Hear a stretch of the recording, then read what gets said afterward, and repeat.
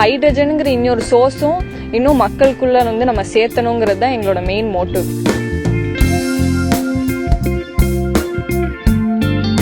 இப்போ நம்ம இந்திய அரசு பார்த்தீங்கன்னா 2030க்குள்ள கிரீன் ஹைட்ரஜன் ஹப்பா உருவாக்கணும்னு நினைக்கிறாங்க. ஸோ அதுக்கும் இது ஒரு மெயின் ஸ்டெப்பாக இருக்கும்.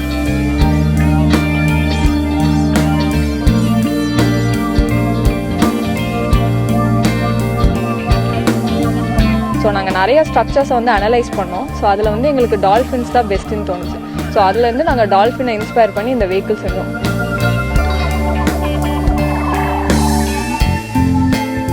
வாட்டர்லேருந்து ஹைட்ரஜன் அண்ட் ஆக்சிஜனை வந்து எலக்ட்ரோலைசேஷன் ப்ராசஸ் மூலிமா நம்மளால் டிவைட் பண்ணிக்க முடியும்.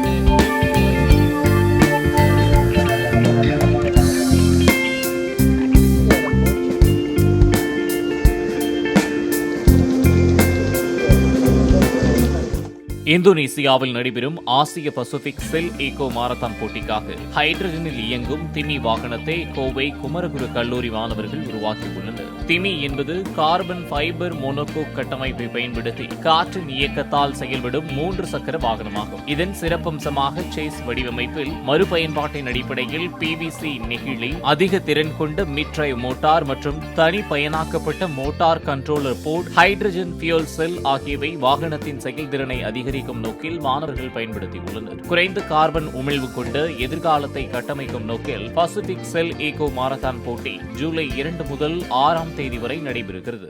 என் பேர் அஸ்விதா. ஸோ நான் வந்து ஃபைனல் இயர் மெக்கட்ரானிக்ஸ் படிக்கிறேன். குமரகுரு காலேஜ் ஆஃப் டெக்னாலஜி, கோயம்புத்தூர்லேருந்து வரும். இப்போது நீங்கள் ஒரு வாகனத்தை உருவாக்கியிருக்கீங்க, அதை பற்றி சொல்லுங்கள். எவ்வளோ மாணவர்கள் இது பண்ணியிருக்கீங்க? ஓகே, ஸோ நாங்கள் வந்து திமிங்கிற ஒரு ப்ரோட்டோடைப் வெஹிக்கிள் செஞ்சுருக்கோம். ஸோ எங்கள் வெஹிக்கிள் பார்த்தீங்கன்னா ஹைட்ரஜன் ஃபியூல் செல்லில் ஓடும். ஸோ நாங்கள் இது எங்கே எடுத்துகிட்டு போகிறோன்னா ஷெல் ஈகோ காம்படிஷன் லாம்பாக் இந்தோனேஷியாவில் நடக்குது. ஜூலை 2லேருந்து 6 முடியும் நடக்குது. ஸோ அதுக்காக இந்த வெஹிக்கிள் செஞ்சுருக்கோம்.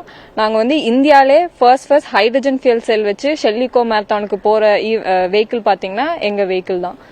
இப்போ இந்த ஹைட்ரஜன் நிறைய மணி நேரம் ஓடுங்கிறதா முக்கியமான தீம் என்ன சார்? எங்களோட முக்கியமான தீம் பார்த்தீங்கன்னா எங்கள் சஸ்டைனபிலிட்டியை ப்ரமோட் பண்ணுறது தான். ஏன்னா இப்போ பேட்டரிஸ் வந்து அதிக அளவில் நிறைய பேருக்கு தெரியுது. ஆனால் ஹைட்ரஜனுங்கிற இன்னொரு சோர்ஸும் இன்னும் மக்களுக்குள்ள வந்து நம்ம சேர்த்தணுங்கிறது தான் எங்களோட மெயின் மோட்டிவ். இப்போ நம்ம இந்திய அரசு பார்த்தீங்கன்னா 2030க்குள்ள கிரீன் ஹைட்ரஜன் ஹப்பா உருவாக்கணும்னு நினைக்கிறாங்க.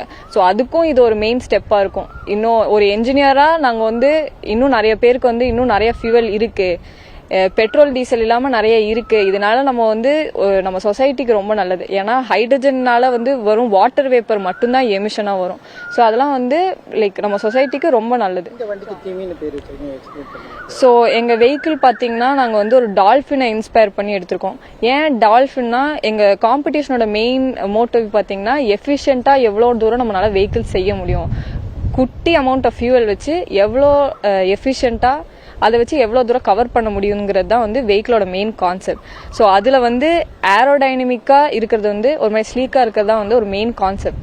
ஸோ அதில் வந்து டால்ஃபின்ஸ் பார்த்தீங்கன்னா ரொம்ப ஏரோடைனமிக்காக நேச்சுரல் ஸ்ட்ரக்சர்ஸ்லேயே ஒரு டால்ஃபினுக்கு தான் வந்து ரொம்ப ஒரு ஏரோடைனமிக்காக இருக்கும். ஸோ நாங்கள் நிறைய ஸ்ட்ரக்சர்ஸை வந்து அனலைஸ் பண்ணோம். ஸோ அதில் வந்து எங்களுக்கு டால்ஃபின்ஸ் தான் பெஸ்ட்டுன்னு தோணுச்சு.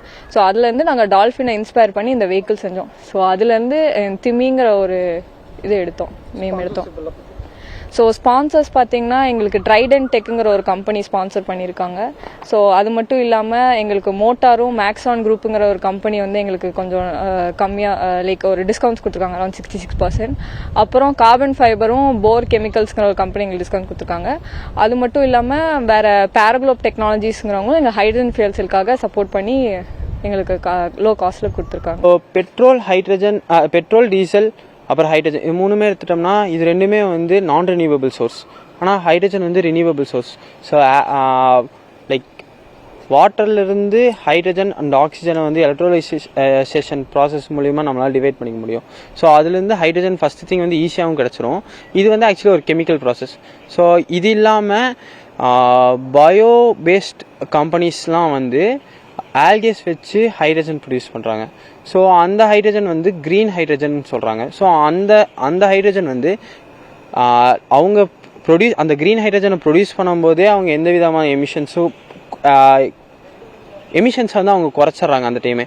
ஸோ அதுவும் இல்லாமல் நம்ம வண்டியில் ஏன் வந்து ஹைட்ரஜன் போட்டிருக்கிறதுக்கான ஒரு ரீசன் என்னென்னா, நம்ம ஹைட்ரஜன் வந்து ஃபியூல் செல் பவர் பண்ணிவிட்டு வெளியில் வர சப்ஸ்ட்ரேட் வந்து எல்லாமே வந்து வாட்டர் மட்டும்தான், வெறும் H2O தான். ஸோ இதனால் நமக்கு எமிஷன்ஸ் வேல்யூ ரொம்ப குறையுது.